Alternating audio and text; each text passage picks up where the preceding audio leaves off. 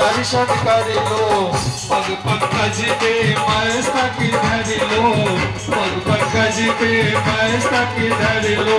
पावन है इनका नाम, पावन है इनका नाम, पल पल ध्याओरी। पावन है इनका नाम, पल पल ध्याओरी।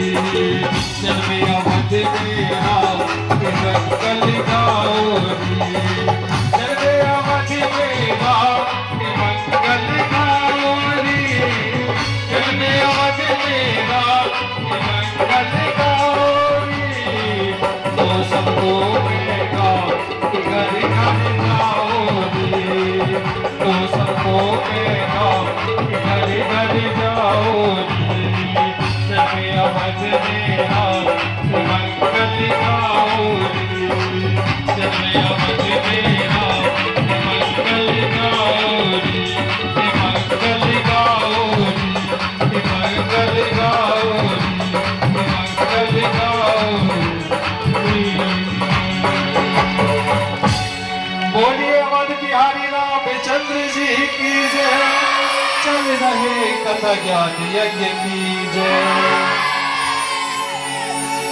एक कहलाए अवध बिहारी और दूसरे कहलाए ठाकुर बांके बिहारी। कई को एक बहुत छोटी नजरों से ताकता है, विचार करता है कि केकई कोई कपटी स्त्री थी। बहुत ध्यान से सुनना, यहाँ तक कि इतनी ईर्ष्या ये देश केकई से करता है कि अपनी बेटियों का नाम भी केकई नहीं रखता। इसके पीछे एक छोटा सा महात्म छिपा हुआ है, आनंद रामायण में। आइए उसे मैं प्रकाशित करूं। बात उस समय की थी जब राघव 3 वर्ष के थे। ये पूर्ण ईश्वर हैं, पूर्ण मर्यादित हैं। इन्होंने केकई के ही आंचल में सुख पाया, यहां तक कि दुग्ध पान भी केकई के द्वारा इन्होंने किया। विचार करो, कल्पना करो, जिस केकई ने राम को आंचल का सुख दिया, वो 14 वर्ष कांटों का दुख कैसे दे सकती थी। जब भगवान राघव 3 वर्ष के हुए, आप वो कथा सुनने जा रहे हो। तापस बेस विशेषी उदासी,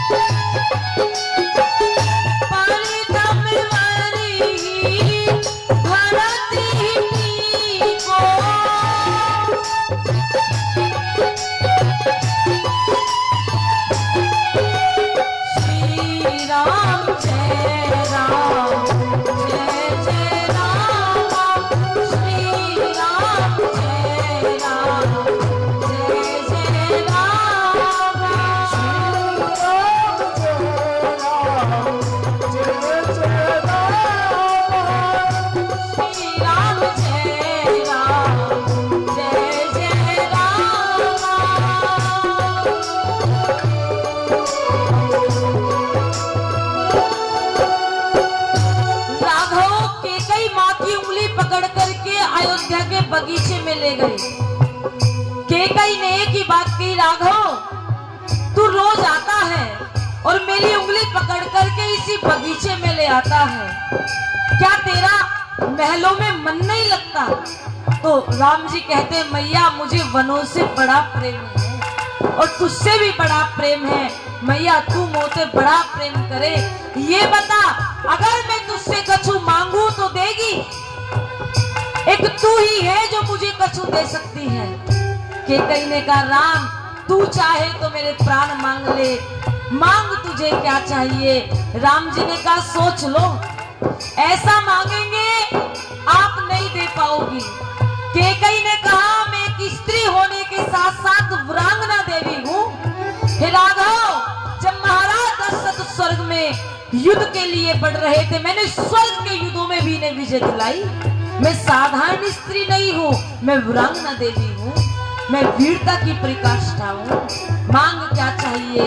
तो राम जी ने एक ही बात कही थी, मैया सुन, जो मैं मांगने आया हूं उसके लिए समाज में तुझे कलंकित होना पड़ेगा। कैकेयी ने कहा एक बार नहीं, अगर 1000 बार भी कलंकित होना पड़े तो मैं तैयार हूं। राम जी ने कहा मैया, जो मैं मांगने जा रहा हूं तुझे तो कलंक लगेगा ही लगेगा, साथ में भरत को भी कलंक लग जाएगा। मैया, कैकेयी कहती है कोई फर्क नहीं पड़ता, इतनी अपयश तुझे समाज में मिलेगा मैया कि तेरे नाम से कोई बेटियों का नाम नहीं रखेंगे। कैकेयी ने कहा कोई फर्क नहीं पड़ता। अंत में राम जी कहते हैं, हे मैया, जो मैं मांगने जा रहा हूं ना, उसके लिए तुम्हें विधवा जीवन भी काटना पड़ सकता है, तुम विधवा भी बन सकती हो। मां कैकेयी धरा पर गिर पड़ी। राम जी 3 वर्ष के हैं। मां कैकेयी को राम जी कहते मैया उठो, तो तब कैकेयी कहती है ऐसा तू क्या मांगने वाला है कि जिसके लिए मुझे विधवा भी होना पड़ सके? तो राम जी ने कहा कार्य बहुत बड़ा है मैया, एक तू ही संपूर्ण करा सकते। मांग ले राघव, अगर तेरे कार्य के लिए इस वीरांगना छत्रानी को विधवा जीवन भी काटना पड़े तो ये तैयार है, मांग ले। धन्य धन्य कैकेयी रानी, तू धन्य धन्य। ये होती है वीरांगना देवी। मैंने कथा के साथ दूसरे दिन आपको उत्तरा वीरांगना की कथा सुनाई थी कि जब अभिमन्यु का शव उत्तरा के समक्ष लाया गया तो वो उत्तरा रोई नहीं थी। क्यों? मेरे आंसुओं से मेरे पति की वीरता का अपयश समाज में हो जाएगा। इतने बड़े वीर योद्धा को, इतने बड़े क्षत्रिय को मैं आंसुओं से विदाई दूंगी? आज इतना बड़ा क्षत्रिय शहीद होकर के वीर गति को प्राप्त हुआ है। हे मामाश्री, मेरे पास आज इनके लिए आंसू नहीं है। ये वीरांगना देवी थी भारत की। वीरांगना देवी थी रानी लक्ष्मीबाई। वीरांगना देवी थी रानी पद्मावती, जिसने स्वयं को जौहर कर लिया, अनेक छत्रानियों के साथ जौहर कुंड में प्रवेश हो गई। ये वीरांगना देवी थी। कैकेयी कहती है मांग ले राम, तुझे क्या मांगना है? तो तब राम जी मांगते हैं क्या? तापस बेसी विशेषी उदासी,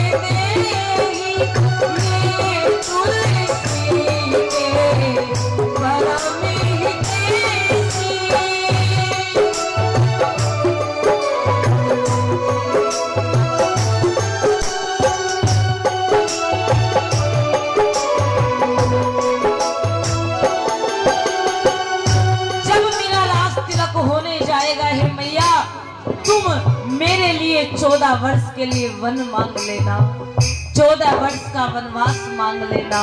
कौन कहता है कैकेयी ने अपनी मर्जी से राम को वन दिया? ये तो राम जी की इच्छा थी, ये तो राम जी की मर्यादा थी। और कहाँ लिखा है कि भरत के लिए राज तिलक कैकेयी ने मांगा? कहीं भी नहीं लिखा। रामचरितमानस में भरत जी के लिए टीका शब्द का प्रयोग किया। टीका और टीका तिलक को नहीं कहते, राज तिलक को अवध भाषा में बदनामी को कहते हैं टीका। उसके टीका लग गया, उसके कलंक लग गया। कैकेयी ने राम को 14 वर्ष का वन और भरत के लिए कलंक मांग लिया। राज तिलक नहीं, टीका मांगा था। कहीं भी बाबा तुलसीदास जी ने तिलक का प्रयोग नहीं किया, राज तिलक नहीं गाया, टीके का प्रयोग किया जहां भी किया, क्योंकि टीका कलंक को कहते हैं। ये कैकेयी की वंदना कहां तक करे? वास्तव में शायद दुनिया इसलिए कैकेयी का नाम नहीं रखती क्योंकि आज की बेटियां वीरांगना नहीं है। कौन कहता है कैकेयी कलंकित स्त्री थी? कैकेयी तो वो धन्य स्त्री थी जिसने राम जी के सारे कामों को सवार दिया, काजों को सवार दिया। कैकेयी वो रानी थी जिसने सीता जी को मुख दिखाई में चूड़ामणि प्रदान की थी, और ये चूड़ामणि कैकेयी को स्वर्ग से मिली थी। इस चूड़ामणि की एक विशेषता थी, ये जिस भी राज्य की सीमा में रहेगी वहां का राजा कभी नहीं हारेगा। और जिस समय हनुमान जी मुद्रिका लेकर के जानकी जी के पास लंका में गए तो जानकी जी ने वही चूड़ामणि हनुमान जी को दी। क्यों? क्योंकि जब कैकेयी ने जानकी जी को ये चूड़ामणि दी थी तो एक बात कही थी, कैकेयी ये चूड़ामणि साधारण नहीं है, चाहती तो मैं मांडवी को भी दे देती क्योंकि भरत की पत्नी है, लेकिन राम मुझे प्राणों से भी प्यारा है। ये चूड़ामणि मैं तुम्हें मुख दिखाई देती हूँ, याद रखना। इस चूड़ामणि की एक विशेषता है, ये जिस भी राज्य में रहेगी वहां का राजा कभी हारेगा नहीं। जब ये अशोक वाटिका में जानकी जी बैठी थी, हनुमान जी को ये चूड़ामणि दे दी। क्यों? क्योंकि इसकी विशेषता थी, ये जिस भी राज्य में रहेगी वहां का राजा हारेगा नहीं। सीता जी को लगा कहीं रावण जीत ना जाए। इस चूड़ामणि के प्रभाव से दीनी चूड़ामणि उतार लेनो, वो जानकी जी वो भक्ति हनुमान जी को चूड़ामणि प्रदान कर देती हैं। कहां तक वर्णन करे उस वीरांगना का, कहां तक वर्णन करे उस कैकेयी का। हमारी रामायण में स्त्रियों की बहुत बड़ी प्रतिकाष्ठा है। उर्मिला चरित्रार्थ वर्णित कर दिया गया। सुलोचना जिनके चरित्र की वंदना बाबा ने एक बार नहीं पद पद में गा दी, चौपाई चौपाइयों में गा दी। उर्मिला और सुलोचना दो ऐसी पतिव्रता नारियां थी। वास्तव में वो जो युद्ध हुआ था, वो युद्ध लक्ष्मण और मेघनाथ के मध्य नहीं हुआ, वो युद्ध हुआ था दो पतिव्रता नारियों के बीच, दो स्त्रियों के बीच। उर्मिला भी पतिव्रता नारी है। पतिव्रता धर्म जानकी जी से पूछोगे तो धर्म ही बताएंगी।